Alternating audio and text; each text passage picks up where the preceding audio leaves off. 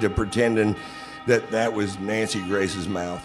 Because if you just thought, I'm just shitting in Nancy Grace's mouth, and you can keep going, you can keep going for a little while.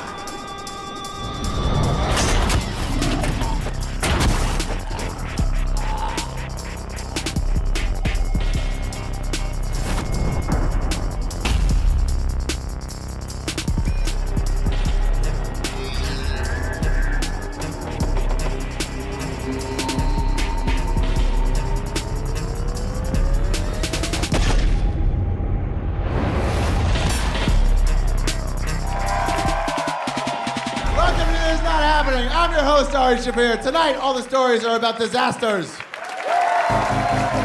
One of the greatest comics of all time, Mr. Ron White, everybody. I was working most of my gigs for the Funny Bone Comedy Club out of St. Louis. They own 21 comedy clubs. And I was a prominent headliner for them in 1996 and making about $2,000 a week. They would fly me to the gigs. And I wasn't paying my taxes, so it even felt like I was making more money than I was. And living pretty fucking good. And so the guy that owned that chain of clubs realized that I was working 42 weeks a year for him, so he didn't have to pay me that much money. Because what the fuck else would I do? Where am I going to go get those kind of gigs? I don't know. And so he cuts my pay from $2,000 an air to $1,500 and flat. And I told him to go eat a steaming bowl of fuck. Okay, cut to years later. Blue Collar Comedy Tour happens. We sell 10 million albums. I start touring. I play Radio City Music Hall. I'm just things I never even dreamed of. I'm from a little dirt town in Northwest Texas. And I'm on my tour bus. It's late at night, and I'm driving back to Atlanta. And Wednesday night, when I get back to Atlanta, where I have a house, and I'm going to be the auctioneer at this huge charity event in a tuxedo called the East Lake Foundation. And it's part of the end of the golf season with the East Lake course. And so that's my big charity of the year. So it's a big deal, and I do it every year. And I'm real fucking drunk in my bus, which happens we get what we call bus fucked up in that bus. And your only goal is to stay sober enough to make it to where your fucking bunk is, and I've barely done it. And underneath my bed on the bunk, there's a drawer that's refrigerated, and I can get water. And I've just had a bunch of dental work done, and all these are crowns on the front of my teeth, and one of them had been loose, and it had fallen off, and it was this one right here, that bad boy right there, and I stuck it back on with a piece of toilet paper in there.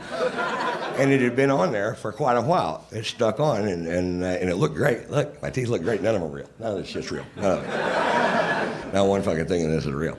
And so I'm gulping down this water, drunk on my bus late at night, and the tooth comes off, and I swallow it. And I understand the ramifications of this the second that it happens, because we live here too, and the dentist that did it's in Beverly Hills. That tooth cost $2,000 fucking dollars, and I need it for Wednesday night,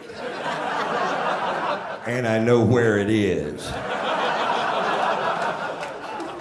So I go onto the internet. What do you do if you swallow a tooth? Well, it says take laxatives, which I figured that was part of it, and shit in a trash can, and then mull around in the trash can until you find your tooth.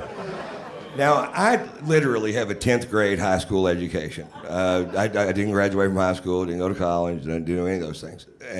But still, I thought, strainer.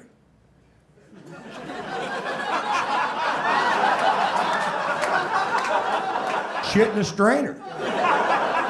Take the strainer over the sink, and like you're panning for fucking gold. Just run water over the turd and let it dissolve, and whatever's left is left, but you're not going to miss this fucking turd, right? So I take everything. I'm doing these fucking liquid things. I'm doing everything, because I got to get this tooth. It's got to come out by Wednesday, because I need it so fucking bad. And it's really going bad. And I take it. I'm eating a lot of food. I'm trying to shovel this stuff out. Anyone hear the rest of the story? It's gross. I know it is. And I'm actually holding a strainer underneath my butt, shitting in it, trying to find this precious piece of porcelain. But then I find at the store this thing where it's a strainer, but it has these things that you can pull out and put it on a pot or a pot. And so now I'm fucking hooked up, right? So I can put this thing down, then put the lid down, and I don't have to hold this thing between my legs to shit my tooth into my fucking bucket, right? So now I'm way more high tech than I used to be. And it's day 2. And I'm like, oh my God, come on, Wednesday, come on. And I'm just so fucking sick of this. I've been sitting on these fucking commodes for 2 days. And I was so sick of it. The only thing that kept me going was I started to pretending that was Nancy Grace's mouth.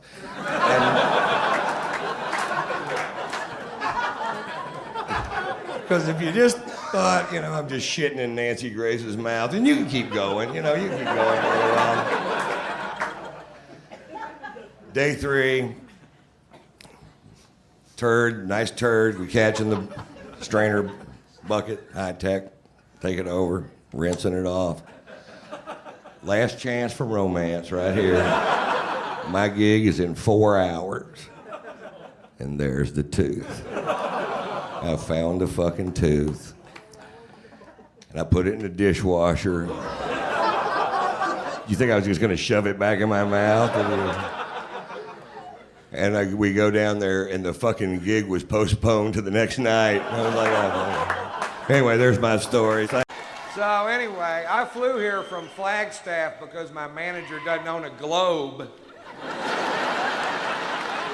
I flew here on a plane that big, like a pack of gum with 8 people in it, just... We took off from the Flagstaff Airport Hair Care and Tire Center there. We're traveling at half the speed of smell. We got passed by a kite. There was a goose behind us, and the pilot was going, "Go around." We get halfway to Phoenix, we gotta go back. It's a 9-minute flight. Can't pull it off with this equipment. We had some engine trouble. We lost some oil pressure in one of the engines, and they told us about it over the speaker system of the plane, which was stupid because they could have just went, "Hey, we lost some oil pressure."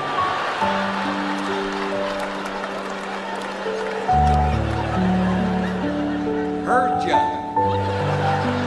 It was weird. Everybody on the plane was nervous, but I'd been drinking since lunch, and I was like, "Take it down, I don't care." You ever had one of those days? It's something hard. I don't want to limp away from this wreck. The guy sitting next to me is losing his mind. Apparently, he had a lot to live for. He goes, "Hey man, hey man, if one of these engines fails, how far will the other one take us?" All the way to the scene of the crash.